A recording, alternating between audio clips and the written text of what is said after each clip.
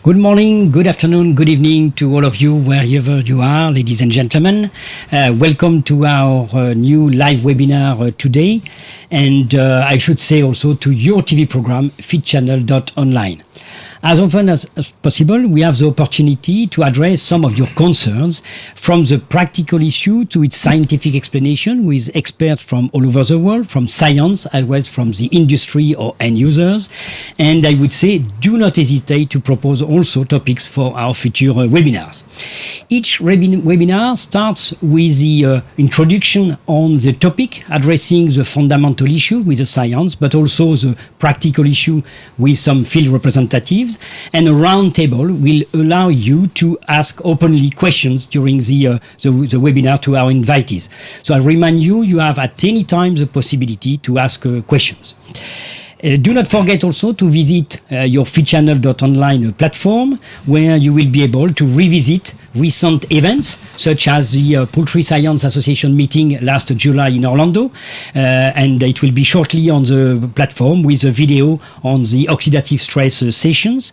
You will have also the videos on the EC conference, the Gut Health seminar held in Bangkok last October, the Gut Health International Seminar, and also you will have the possibility to revisit the live webinar on meat quality organized last October, addressing issues on drip loss and meat color stability. And I would say, for those who were disappointed not to be able to ask a question during that webinar, we have worked hard to solve the technical issue. So I hope this time it will work fine. And if you want, and I can say also, if you want to be interviewed or post on the FeedChannel platform, do not hesitate to contact us. It is our fifth FeedChannel live webinar today, and we are pleased to welcome lots of registration people. And I just remind you again that you can post any question at any time on the platform. And if we have no time to answer to all questions, we will answer later on the FeedChannel mailbox.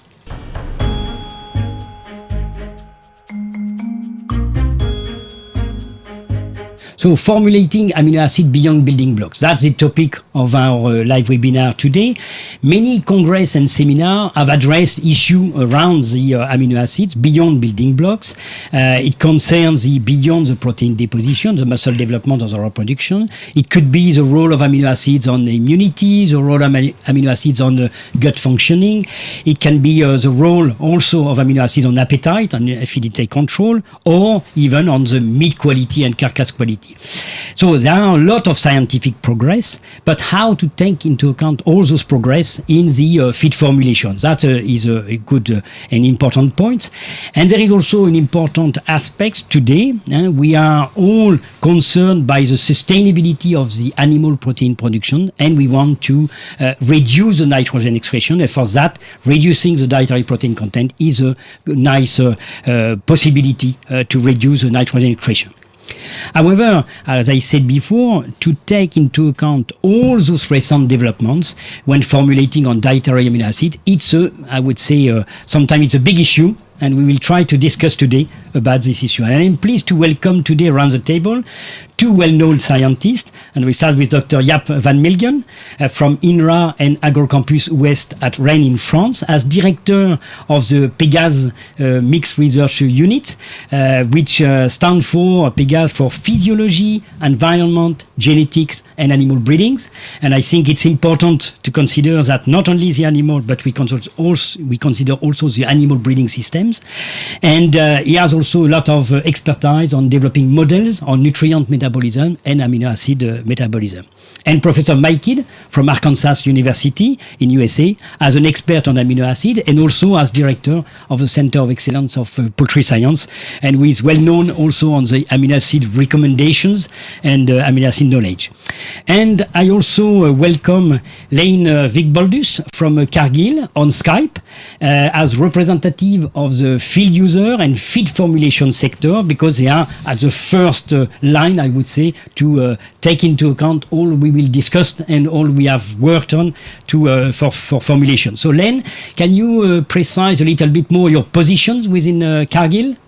My role in Cargill is that I'm nutrition lead in Cargill Premix and Nutrition in Europe. which means that I'm responsible for all formulation activities across species, as well responsible for all our laboratory activities. And formulation in cargo premix and nutrition doesn't mean just to push on the bottoms and send formulas to a plant, but also to design and I would say create the best formula which meet expectations of the customer. And the customer can at the end be the farmer, it can be a feed mill, but that's my role in this, to coordinate but also train the team members and taking care that we deliver what our customers expect, what needs to be delivered. Welcome, Lane. Thank you. I suggest to first focus on defining what do we mean by amino acid requirements, or maybe I'm sure that Jaap will address that requirements issue, but at least what do we mean by requirements? And I think to start the discussion, I think it's important to ask again, Lane, what represents requirements for the feed formulator? Yeah, requirements are always connected to the goal, what the customer wants to achieve. So for example, requirements will be different if a customer is going for daily gain or for feed conversion or in broiler production, breast meat percentage. So it's always connected to the goal, what the customer, what the final user wants to achieve. And it also is different between feed mills and completely integrated companies, for example, because they are judged on different aspects of it. It's important to reconsider that, the objective of the requirements, but maybe asking Jaap about what do mean requirements of response of the animals to the scientist. Well, to a scientist, and I think also in practical feed formulation. In practical feed formulation, we express feed values and nutrient requirements. They are based on a system. You formulate based on a net energy system or a metabolizable energy system or a standardized ileal digestible amino acid system. So that's the main point. We have to decide what system are you going to use, because what we want to do is we want to express feed value and animal requirement on the same level. You cannot mix a net energy requirement with a metabolizable energy value. Same thing for amino acids. So it is in fact a compromise between an attribute that you can, a property that you can attribute to a diet or to a feed ingredient, and a property that you can attribute to an animal. And we have to find a compromise doing so. So that's very important. You cannot mix systems. Systems are have to be unique and established both on the requirement side and on the value side. And just as an example to illustrate what we can think of in terms of requirement, on the graph you see a response of pigs to the valine to lysine supply in terms of daily gain. And what you see here, the individual dots mean individual animals. And I'll just let the audience think about what, in their view, is the requirement of that animal. With the variability, it's quite a nice. With the variability among animals. Now, and if you can, of course, apply statistics to this. And then on the next two graphs, next to lines, you see two statistical models that you can apply to the curve. And you see that they differ quite extensively in the way they express a requirement. On the red line, it's a classical broken line curve analysis where the requirement would be 68%. And you can see that as soon as you are below that requirement, performance declines. The blue curve is a curvilinear response, and you can see that the requirement is much higher. So are we really interested in requirements, or are we interested in the response to the animal? Because you can see that below 73, 72, how much performance do you lose? So is it requirement or is it a response? That's an interesting question, and also I'm sure Lane will have some comments on the benefits and economic benefits on that.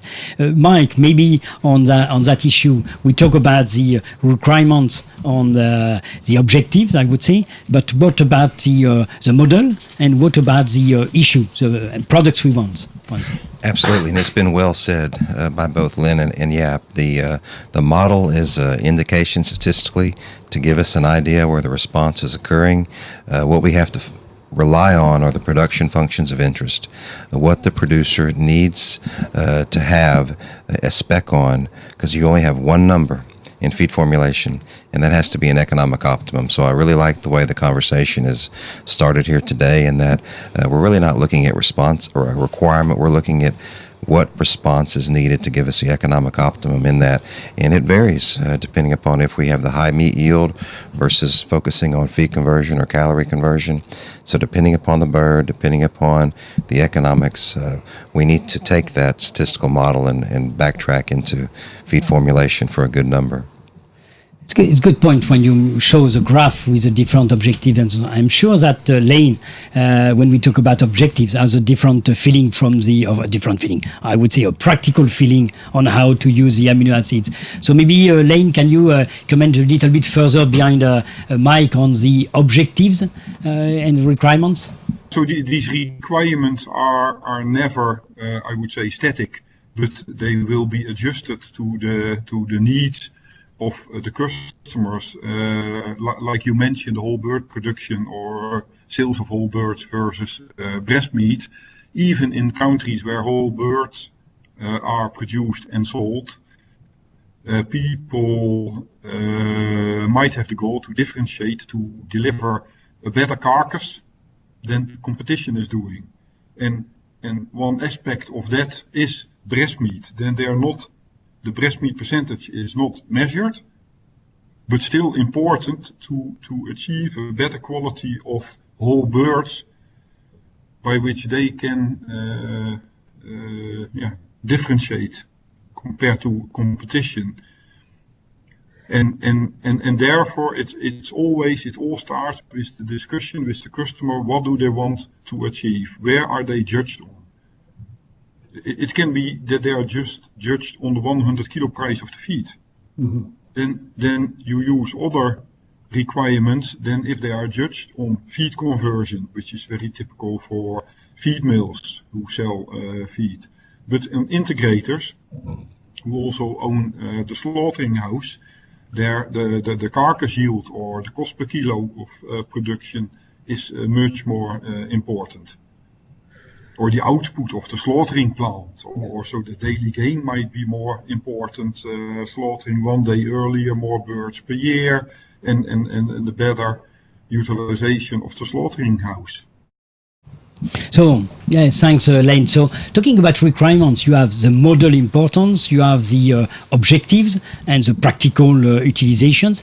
I wanted to also address the question to someone else, Elisabeth Baeza from INRA in France, who is in charge of duck nutrition and meat quality, about what is the situation in the duck nutrition regarding amino acid requirements. And I've realized this interview last week at INRA in Tours, so let's listen to what Elisabeth said about amino acid requirement in ducks.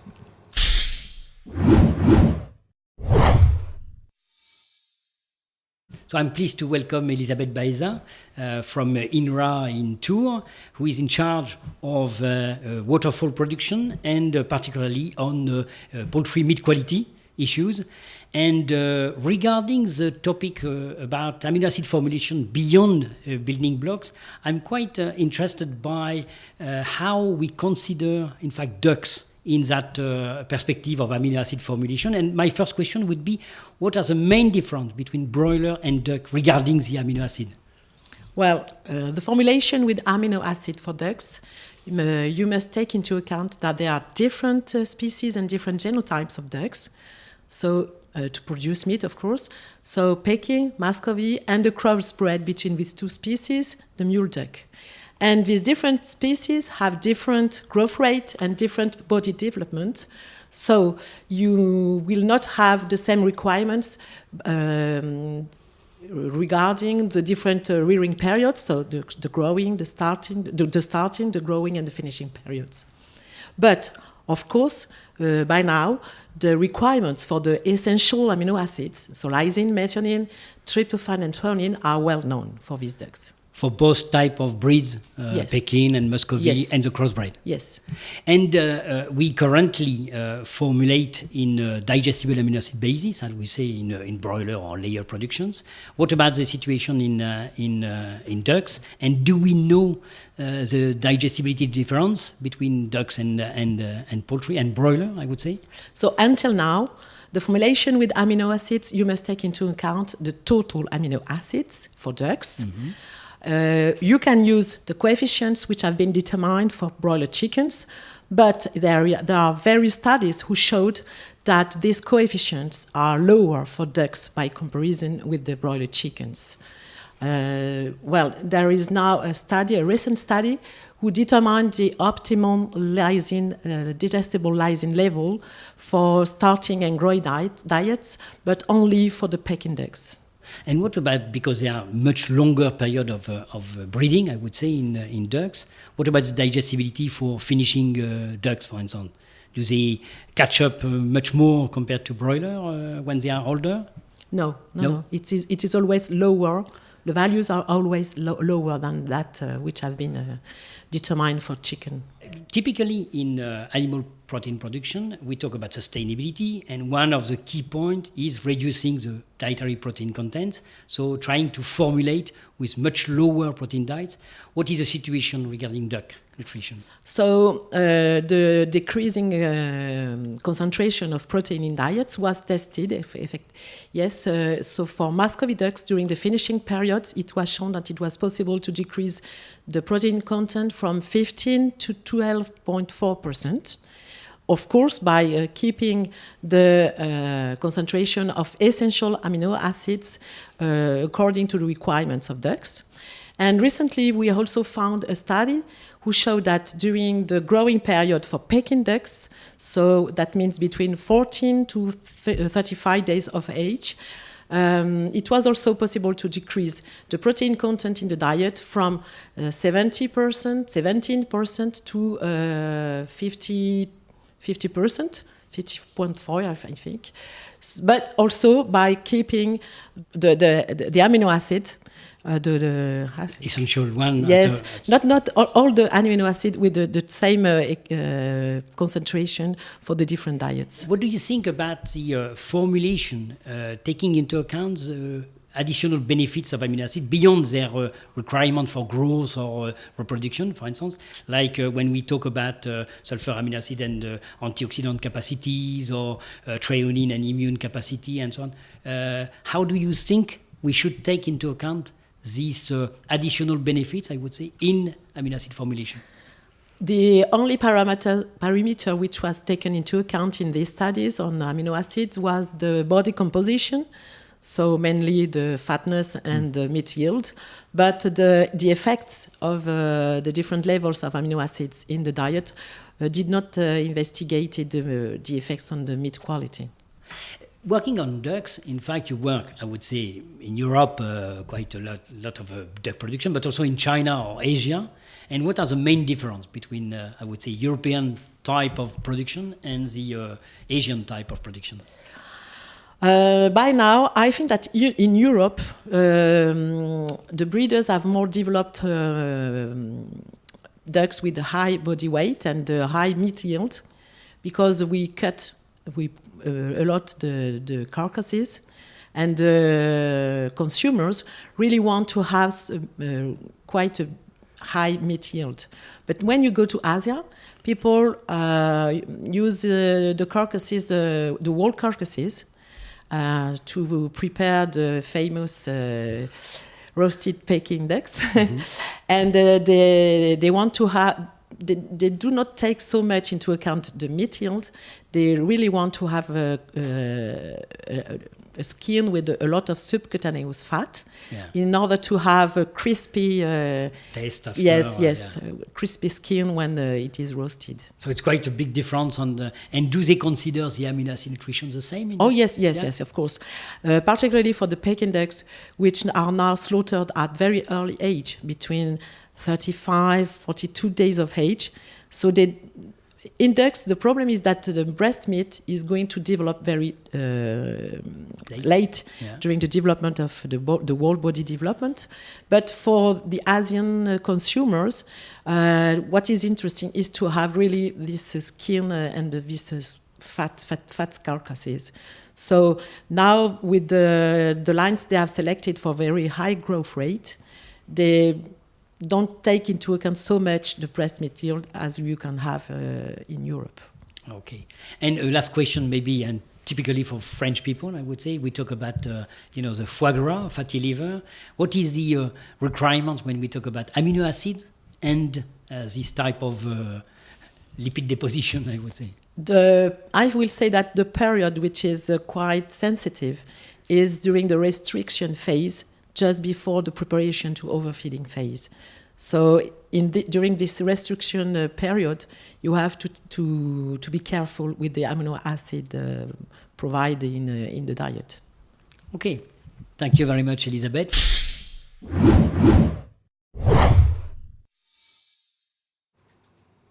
So looking at another species, on another objective, on the requirements, like the ducks with the composition, carcass composition, fatty liver and so on, is quite interesting. But Mike, maybe after the model, after the objective, the carcass objective and so on, what about the effect on the genotype, effect of age and so on the amino acid requirement? Sure. We've been looking at valine needs, and we focused on the cob female bird. Before we embarked in some of these studies, the first thing we had to do was look at the literature, and we standardized it somewhat. The table that's presented will show the different valine to lysine responses in male broilers only. Now, we took the liberty to take all of the literature, and some of which did not look at ideal protein concepts. They looked at maximal valine responses. So you have to be careful in how you interpret that. But we expressed everything back to the digestible level, and then we ratioed it to lysine, which could underestimate some of those responses for valine. But it gives you a apples-to-apples comparison of the literature. And there are a few studies that are below and above what we consider, say, in the low 70s to below that to in the upper 70s to the 80s. But for the most part, our experimentation is going to run from low 70s to upper 70s, which gives you a pretty good response curve, as we discussed earlier, to try and pinpoint the valine responses. In some of the past research that we did, the footnotes in the work by Thornton, she did her complete master's thesis on valine needs in a growing broiler, and the first response was down towards a 70, which was statistically the highest response we got, and we got no quadratic responses after that, but only linear. So we have the bottom to the top, and there's some variation there. So particularly with this amino acid, we still have a lot to learn, and we're currently investigating that at the University of Arkansas. I think it's interesting to look at the amino acid requirement. And Jaap, what about the relationship with the composition of the tissue, the amino acids which are deposited, in fact? These are basically the building blocks of protein. And when we think about animal protein, we typically think of it's one protein, but there are many proteins, different proteins in the animal. And on the slide, you see the composition of different proteins for the 6 amino acids that we have that are most limiting in most diets. And you can see that, for instance, muscle has a specific composition, but hair and feathers have a completely different composition, especially in terms of lysine, much lower in lysine and very high in cysteine. Endogenous secretions typically are rather low compared to muscle. So they have different compositions. What you also have to take into account that the way these proteins are being built and rebuilt and renewed differs. For instance, protein turnover is very high for mucins and intestinal proteins, where it is much lower in muscle, and of course virtually inexistent in hair. And you lose hair and feathers, but you don't renew them once they are made. So we have to take into account that there's not one animal protein. And even in muscle, if you look at muscle composition, muscle is composed of many proteins. Myosin and actin are the most important one, and you can see that also myosin and actin don't have very different compositions. And there's another protein, collagen, which can be quite important in animal production. It has very low in these 6 amino acids. So the way the animal is depositing amino acids, well, is it depositing muscle with myosin and actin, or is it depositing collagen? And if we have a limiting supply of an amino acid, what protein will he deposit? What will come first? Will the animal make priorities? It goes back to the objective, in fact, when, depending on the type of muscle you are targeting. Obviously, maybe the myosin-actin ratio is not the same, and maybe the needs of amino acid would be different. Absolutely. And to go further a little bit on determining requirements, we can determine requirements based on an empirical approach where we look at some response criterion, average daily gain, profit to an amino acid. We can also have a look at amino acid requirements using a factorial approach, where we basically want to decompose all the elements of the requirement. And on the slide you see a decomposition of amino acid requirements based on the diet, and part of it is indigestible, part of it is being accounted for as specific endogenous losses.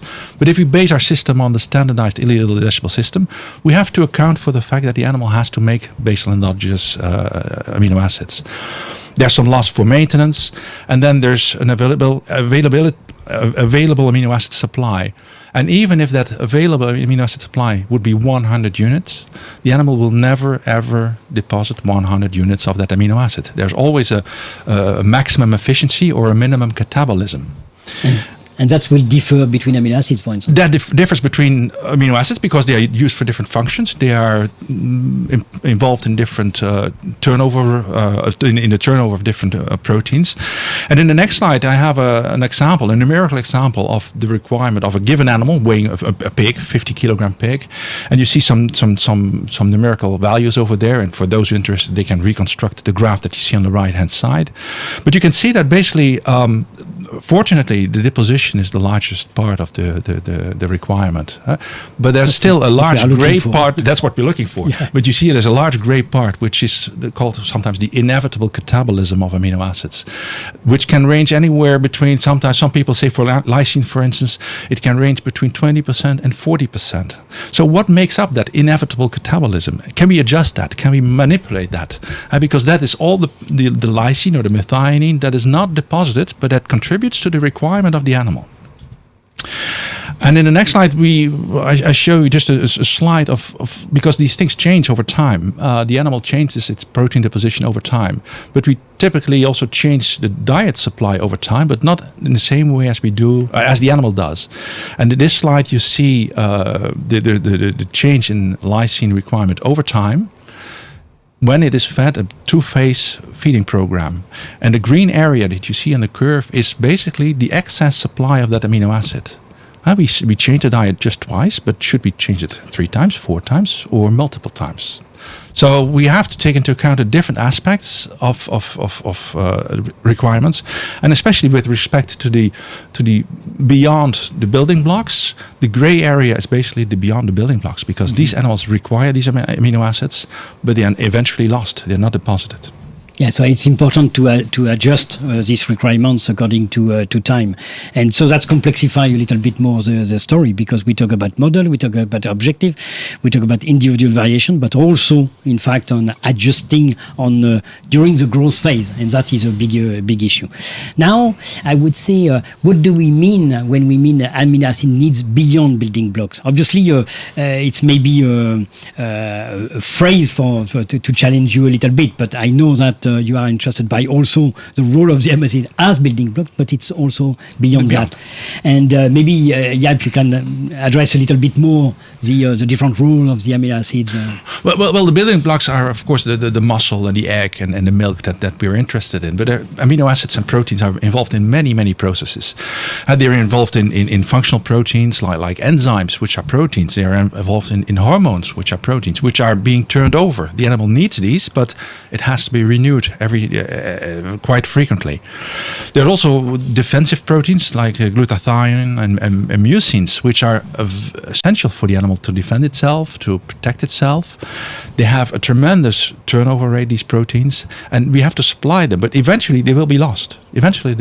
So to quantify that, that's basically a challenge. We can see protein deposition, but can we see defense systems? Can we quantify how much of an amino acid is required to defend it's a bit more difficult to qualify. To quantify, we can qualify it, but can we quantify it? Quantify it. And how will the animal respond if we do not provide sufficient amino acids? And what priorities does the animal make? Does it put its defense system at stake or its growth? It's interesting. So maybe we can ask the representative of the field of the formulation. What does he think about formulating with needs beyond building blocks? So Lane, did you hear the question? So formulating beyond building blocks. Yeah. For example, regarding immunity, and if you are looking to piglet diets, for example, the reduction of antibiotics is under pressure everywhere in the world. Maybe some countries are a bit ahead, but everybody will follow, I would say. Then the amino acids which are more connected to immunity will be more important. So then you will get another set of requirements for such purposes as well. So for a kind of, let's say, healthy feed for young piglets. But in fact, for older swine, it can also be the case if you know that the circumstances are relatively bad due to the bad climate situation in the houses or whatever, because differences are very big across the world. Then you might need to adjust these levels of these specific amino acids, and that's also what we do. Thanks, Elaine. So when we think about formulating beyond building blocks, one big part is the intestine, the functioning of the gut, the gut health, and so on. So maybe Mike, you can further comment on that issue on amino acids and the gut functioning. Absolutely, it's critical, and it's funny that you mentioned the building blocks, because the intestinal health is the first pass critical need of amino acids. So they're gonna start there, and if they need to be met at a higher rate, you won't have any building blocks because everything stays in the intestine. So the first graphical projection I put up was one of the reviews that Dr. Ed Moran put together, and I can't discuss this area without talking about Dr. Moran and everything that he did over his career to validate amino acid needs for mucus and mucin layers. But the first reference to his work talks about both threonine and glycine, as well as valine and isoleucine, being so critical for the intestinal development and growth. And again, they're highly involved in the mucin, and it's a critical need. Think about the United States right now, and as much as we are moving to antibiotic-free diets in such a rapid rate, we're changing the microflora, and we're also changing amino acid needs to some extent. So in the work that we have done, some of the past work on threonine that I'll reference is two studies, one of which was done, published by myself, and the second with Dr. Corzo being the lead author. And the first we used Cobb, mature broilers, 42 to 56 days. The second we used 708, raw 708 broilers, 42 to 56 days of age, and we were really careful to set these studies up in a controlled environment within one house, but the difference was litter. So we lined the pens with plastic, and we went out of our way to make sure we had an experimental design where we could solely focus on litter quality. And basically we determined two different responses. As we started this webinar with responses to amino acids, we have two completely different requirement sets, anywhere from 5 to 10% difference on threonine needs, requiring a more higher level in a dirty environment. That's the difference in being a little bit deficient, breaking the bank. So there's huge variation in something like threonine, which is critical. So it points to the importance to know the environmental conditions that you're in before you can set that number, at least cost formulation. Yeah, thanks. And going further on the mucin aspect, when we look at the metabolism and focus back towards threonine, you can see that two of the deamination pathways are going to glycine and serine as well. So in these two different pathways, we have one, a threonine need for mucin that's going to be higher, but we also have a variation in crude protein because the glycine molecule is going to be represented as a sole entity in uric acid. So we have to take into consideration protein diets as we're lowering them as we move forward, and as well the intestinal environment that we're in. Clearly, Dr. Kuhn and Dr. Baker in the 1970s established the need of glycine. That was further validated by some work that Ben Schutte did in 97, and most recently some of the work that Bill Dozier's student Ruben Caselli is doing is looking at glycine to serine at a total level, and they're showing some very nice responses that we need to put at the front of the research that we're doing in the future. So more and more we are enlarging the focus not only on the, I would say, fundamental, essential amino acid, but to really all amino acids on the formulations. Absolutely. Looking at the effect on the, I would say, building blocks, on the health issues and so on, there is one part which is also interesting, is looking at the effect of amino acids on the meat quality per se. Not only the deposition, but also the meat characteristics. And I interviewed last week Dr. Cecile Berry, head of the Avian Research Unit at INRA in Tours, and address the question on amino acids and meat quality. So let's listen to Cecile.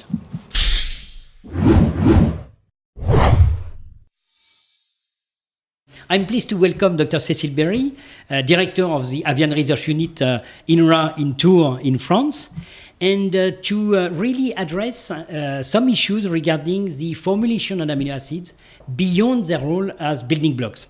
And the first question I want to ask you, Cecile, is really we look at the effect of transformation of muscle to meat, more on the protein aspects, but it means it is important to consider the energy aspect and the energy transformation during the evolution of muscle to meat. What can you tell a little bit more on that regarding amino acid and energy? Yes, it's true that the transformation of muscle into meat is greatly related to the amount of glycogen, which means the carbohydrate store in muscle at the moment of death. This will determine the acidification rate and also the acidification extent of the meat. And this parameter will be very determinant for most of the quality parameter of the meat. And this is especially true for the white meat, for example, for the pig or the poultry meat, because it will determine the color, the water holding capacity, the toughness of the meat, and the sensorial quality overall. You recently demonstrated that you can modify the composition of the muscle and thus the meat by the amino acid supplementation before slaughter. And what is the link between the amino acids and the composition of the muscle, and also on the glycogen reserves?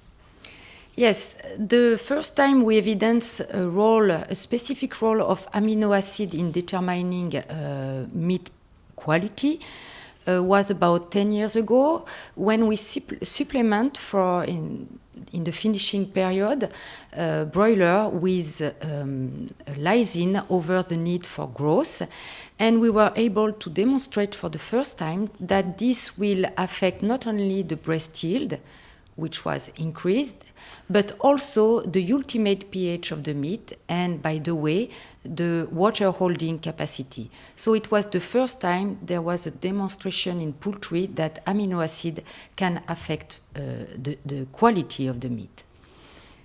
After that, we tried to know a little bit more about the mechanism involved, and we were able to demonstrate that, in fact, the amino acid supply will determine the anabolism, the protein anabolism, but also the ability of chicken, of broiler, to store energy as glycogen in the muscle. So there is a direct link between the amino acid supply and the glycogen, so the energy reserve of the muscle. Yes, because in fact the quantity but also the quality of the amino acid will determine the amount of amino acid dedicated to protein synthesis and to the growth of muscle, but it will determine also the amount of carbohydrate stored in the muscle, and therefore this will affect directly the quality of the meat.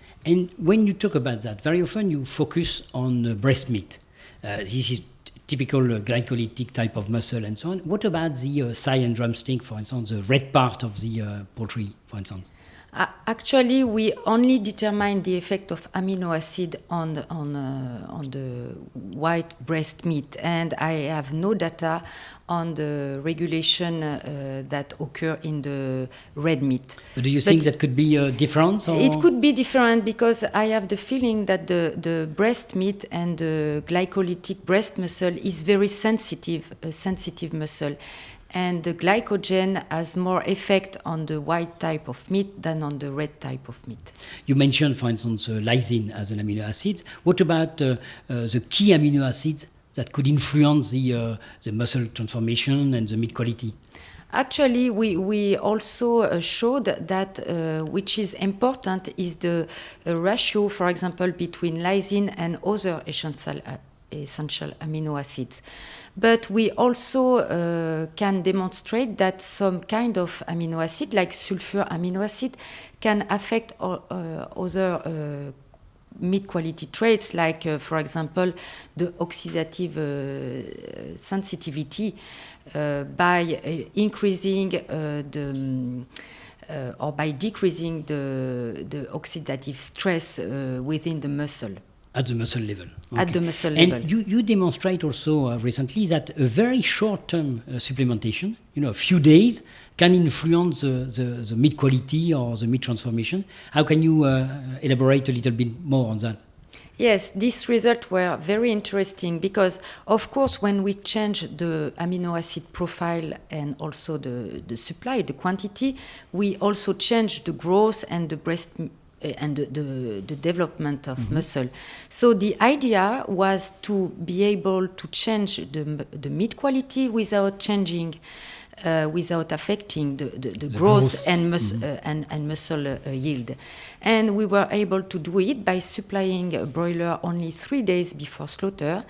And this result in change and significant change in muscle pH with effect on the color of meat, the toughness, also the processing yield.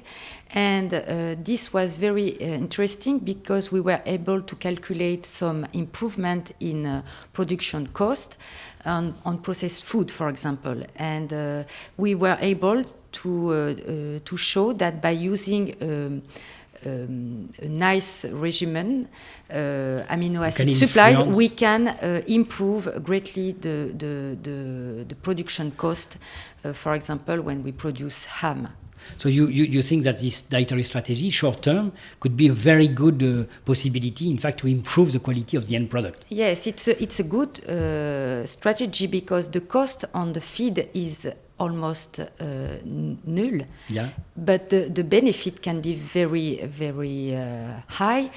And on the contrary, if this final diet is not controlled, the loss, the financial loss can be also very, very high.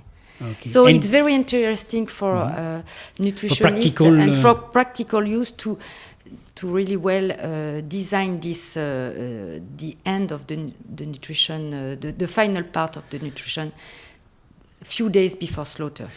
Obviously, this applied to poultry with very rapid growth rate. And do you think that could be applied also in swine or eventually in beef?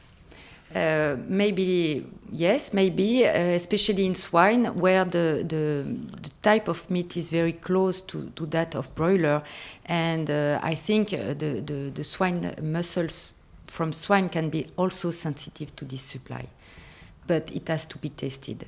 Okay, thank you very much, Cécile.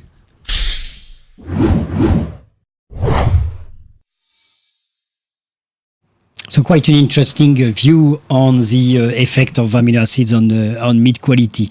And I would say when we are dealing with amino acids, we are dealing also with the balance of amino acids and between the interaction with amino acids. So maybe, Jaap, you can further comment about the interaction between the amino acids.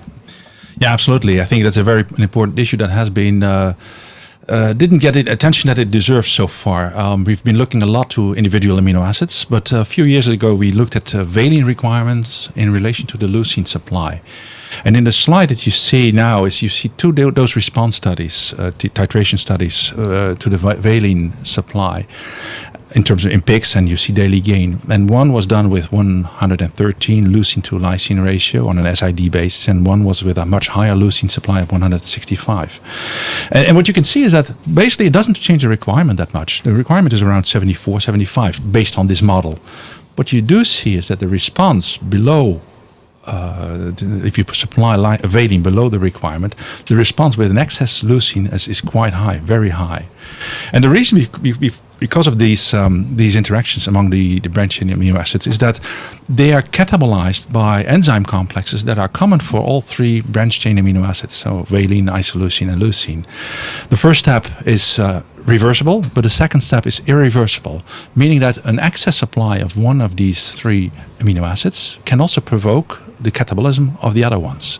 So that is something that we know, but we have not been able to, or so far we have not quantified how the relationships should be, how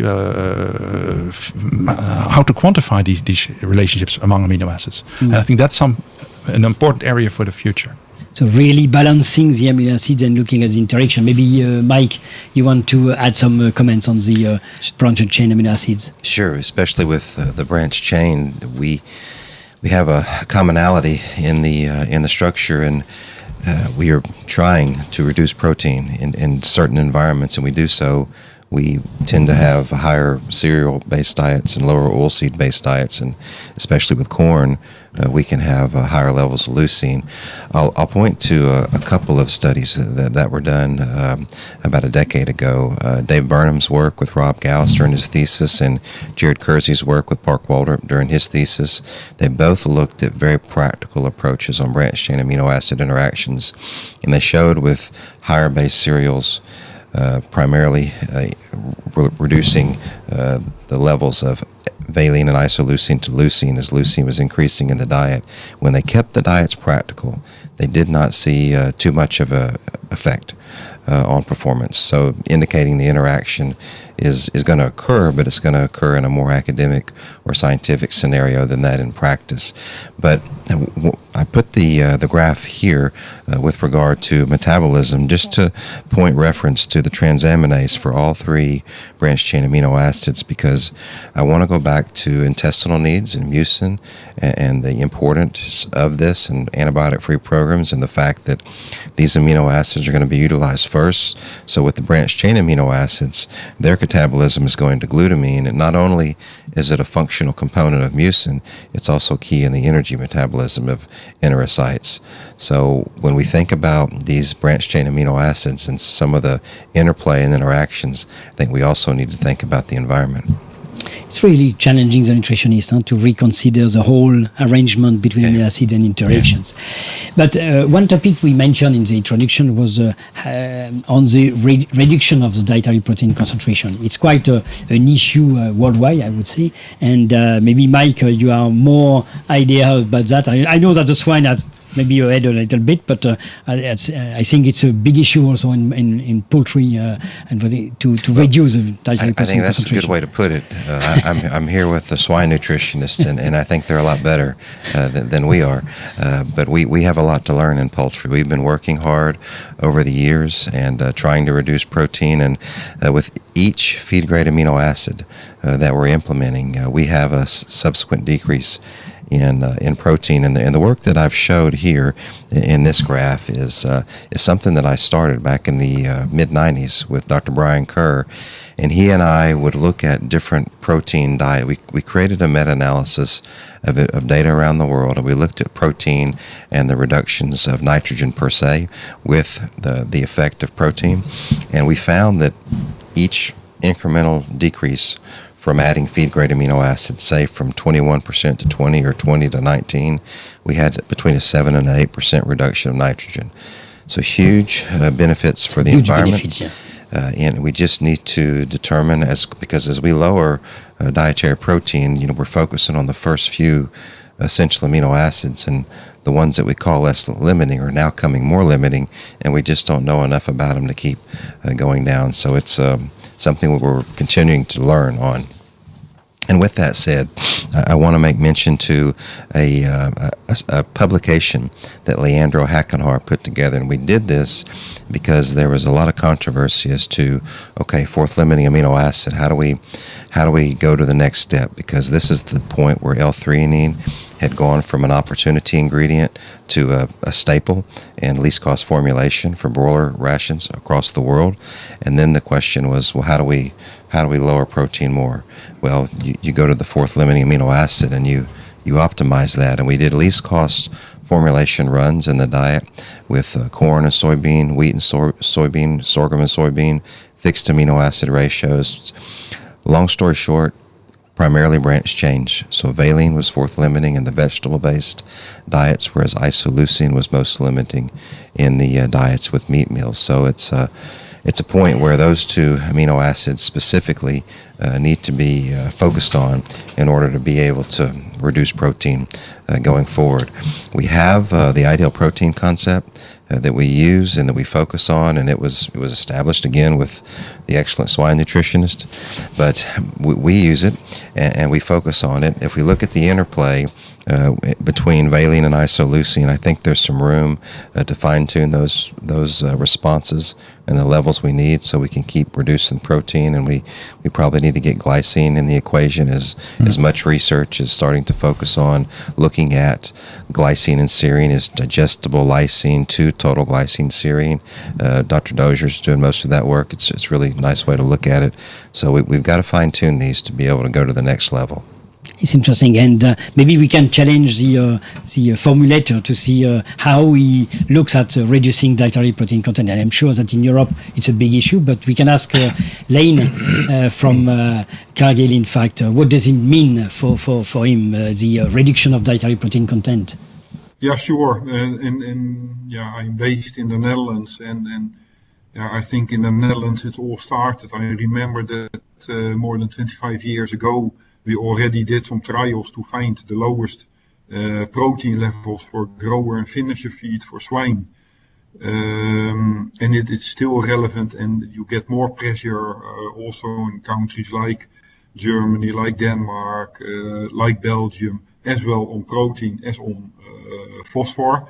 And then of course it's a challenge, which is the next limiting amino acids, and also what I just mentioned, how does the dose response curve look like? Yeah. Because it might be for certain amino acid that the optimal performance is that you need a ratio of 60% for whatever amino acids, but that if you apply 55%, you only have a very small reduction in performance, but a very strong reduction in cost.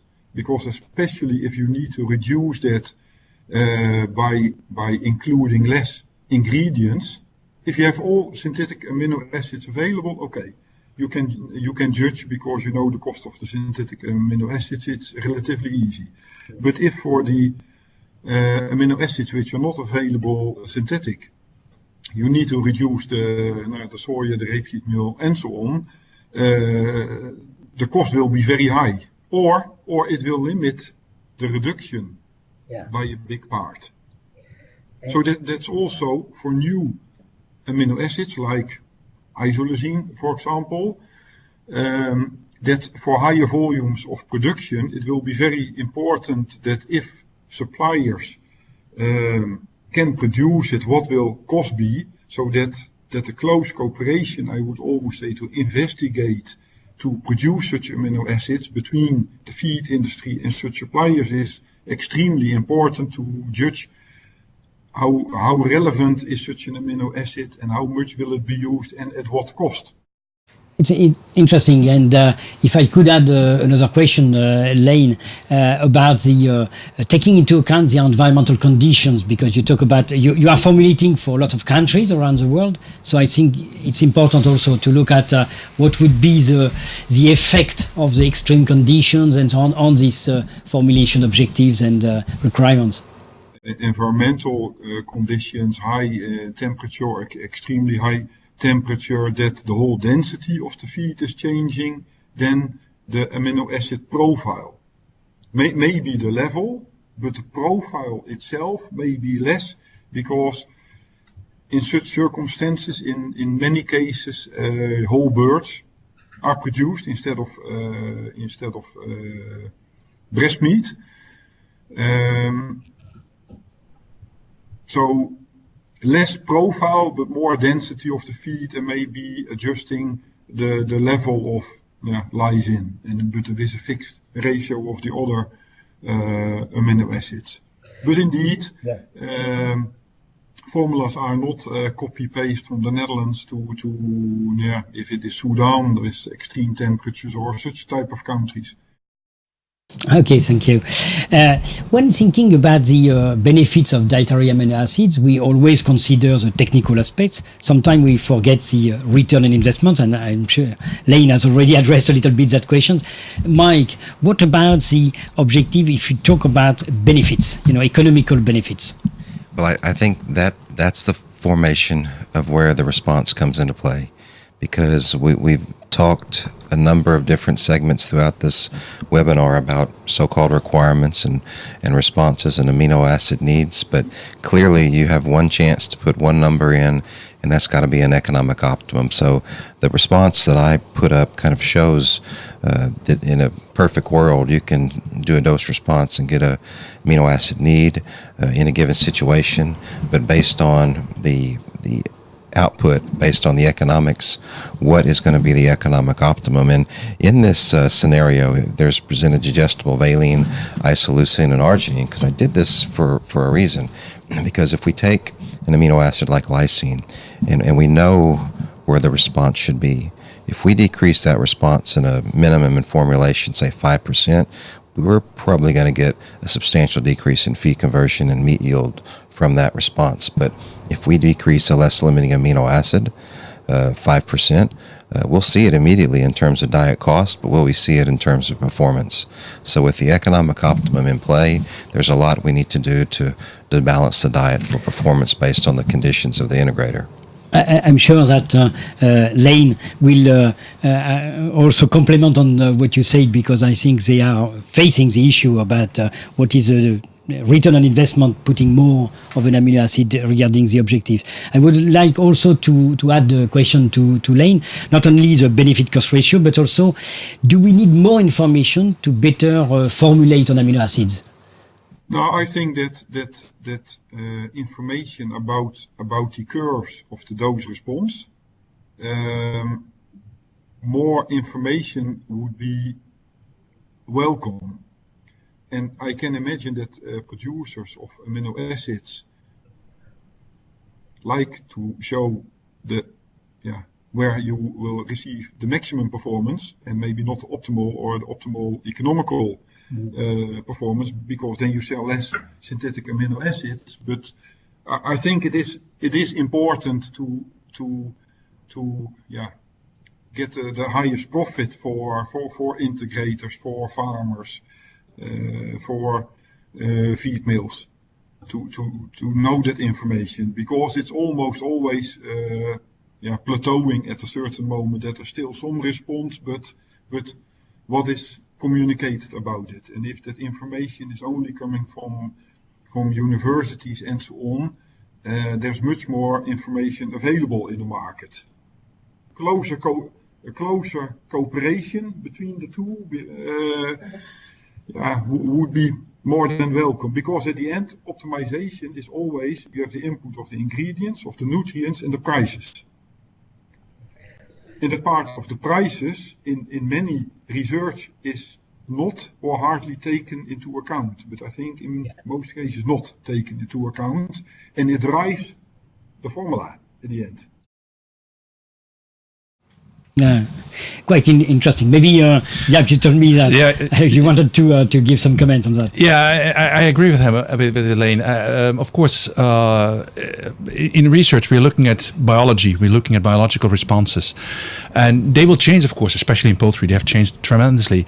What changes very rapidly is prices. And of course, we can, as a scientist, if we set an experimental program and it takes a year or two to do it, and another year to get it published, prices are completely out of the range. Yeah. So I think it's important to combine two. We can provide a biological response, but the economic context is changing every day. Yeah. So it's important to re-optimize based on the biological response of the animal.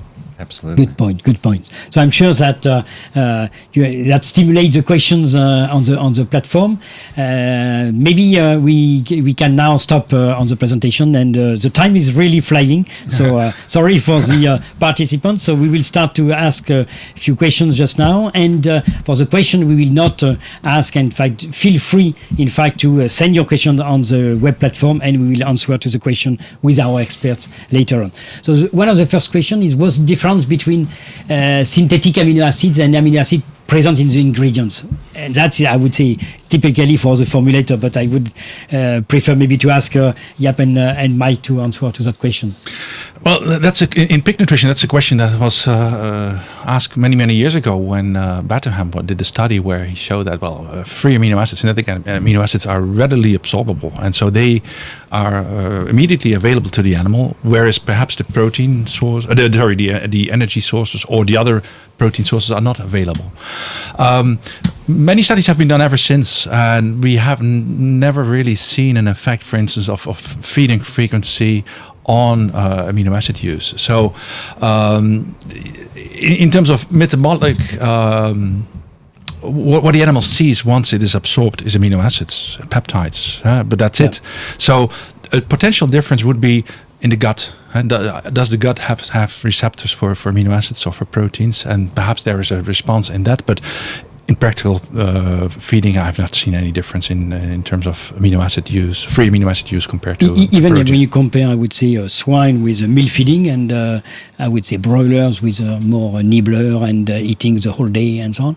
Yeah, and I won't go into detail with the work by Batterham because he explained that very well. But we have a meal-fed bird, and we've wondered the same thing in our conceptual idea of amino acid absorption. But what I would like to point to is the difference is we're looking at an individual amino acid versus a pool of amino acids. So as we feed, for example, high amino acid density diets for birds for an economic optimum in a certain scenario, we're moving the whole plane of nutrition forward. And when we do that with feed-grade amino acids, we're doing that with certain amino acids, and we're creating limitations in others. So that's another concept I think we need to be very keen to remember. So sure, we can, I would say, debate a little bit more on that. So maybe we can take another question. Even if the time is flying, I think we have some time to answer to some questions. So an interesting question regarding the objectives. We always talk about breast meat. Do we consider that amino acid needs for the development of breast is the same for thigh and drumsticks? You want to do the broiler one? Maybe broiler for the for pigs it will be more difficult. So we look at the deboning typically of all the parts in the trials we do. And some of this was presented earlier this year at the Australian Poultry Science Symposium in Sydney. And with low protein diets, if we miss it, and not typically, but many of the times we do miss it in formulation to get the response to where it needs to be, we have a reduction in breast meat yield. So by default, based on a yield-based parts percentage, with lower protein diets or with amino acid balance that's not geared toward optimizing white meat yield, because that's what the bird wants to do, you can maintain a feed conversion and increase dark meat yields at the same time. That's pretty clear. But so you would recommend slightly different, I would say, amino acid profile Absolutely. In Asia Pacific when they are concerned by more the rest of the carcass or the whole carcass, and you need to feed for feed conversion there because pushing the bird more for white meat yield, they probably don't want to push the bird more, but they're probably pushing feed conversion. But you don't need to push the bird in those environments to get the carcass percentage of dark meat yield, because that's going to be where the lower percentage of breast comes into play. So that could be really interesting to reconsider that. Maybe a last question. It's based on the Cécile interview. As for meat quality, could we think about short-term amino acid supplementation for specific needs? You talk about gut health, you talk about different aspects beyond, I would say, meat quality. Have we considered, for instance, an extra supplementation of amino acids to solve a sanitary issue, to solve some gut functioning and so on? Not that I know of. The first point that comes to my mind when you mention meat quality is looking at the withdrawal time in commercial broilers, potentially putting something in the water. We've got to remember the rapid turnover of amino acids, a pool of amino acids, 48 to 72 hours. But we have experimented, for example, with tryptophan back in the 90s with Dr. Moran, looking at feeding or providing tryptophan in the water before slaughter to relax the birds in that particular environment. So I think we could also consider looking at amino acid supply prior to these situations for meat quality as well. And I don't want to get into something like myopathies, because I think that's identified long before the end of the trial, but for sure that would just be one example. And next year, because you will be talking at our Advancia next year, so on hot conditions or environmental conditions would be quite another challenge on the amino acid requirements. Yes. I think time is really flying, so I'm sorry for the people who ask questions. So don't forget that you can still drop your questions on the web platform, and we'll answer to the question with our specialists. As a joke, I would say I would like to ask a question to our two invitees. For years and years, we think about the ideal protein based on the lysine, because it started on swine and so on, and it's an essential amino acid for swine. But in broilers or poultry, I would say the most essential one is methionine. Why not to have ideal protein based on lysine for swine and methionine for broilers? Oh, and he puts Who wants to comment on that? He puts that to the poultry guy again. Yeah. No, well, I mean. For lysine, for instance, we don't think just in terms of lysine, we think in terms of lysine relative to net energy or metabolizable energy. Yeah. And we have to have a reference because lysine to net energy ratios change over the lifespan of an animal. And people have some idea about how it changes. Threonine to net energy will change the same way. Tryptophan to net energy will also change. So rather than having an image, how does amino acid relative to energy change? It's good to have a reference, and a lysine is a relatively stable reference. And then think of, well, how does threonine to lysine? What should the ratio be? Even though people sometimes think that threonine to lysine may change because the contribution of maintenance may change. So, is it important to change the reference? And should we have a reference? I think yes, because it makes life for the nutritionists much simpler. The question is really, in fact, to see if there is no bias when we consider poultry, for instance, compared to. Would it make a difference if you would use methionine as a reference? I'm not sure. Mike. Well, yeah, we have a feather situation. I'm not sure we're going to know how to get around. Clearly, but with poultry, the same concept is true with the swine, and that is that lysine is highly limiting, and the whole body protein accretion is at a high rate versus maintenance is almost zero. So we have that same situation, even though lysine is not first limiting in poultry, but we need a reference, and these amino acids are interplaying. Threonine and methionine are interplaying when we look at the intestinal interaction type environments. So we need a reference. Is it the best one? Yeah, as we said at the beginning, we need a reference. We need a common base. Yeah. So it may be the best situation. But clearly, we have more to learn. So that question may be answered soon. Who knows? Okay, thank you very much. So I would like to warmly thank our today speakers, so Dr. Jaap van Milgen from Rennes, and Professor Mike Kidd from Arkansas, and also Lane from Cargill in Rotterdam. And I would say you will have the answer on all your questions on the web platform. You will be able to listen to the program again on the podcast and so on. You can. It will be divided in sections because already this time it's a bit long compared to the previous one, but you will have the possibility to look at the whole live webinar as well as different parts of the webinar.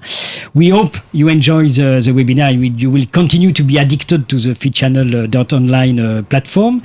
We give you appointment for the next FeedChannel live webinar in February, mid-February, and it will be devoted to egg quality. And the next one in April, we'll go back to swine. I will give more information later on. So I would say bye-bye everyone, and looking forward to seeing you next February. And because it's a final closing of the last webinar of 2017, I think I would like to, on behalf of the whole team on FeedChannel, to wish you Merry Christmas and Happy New Year.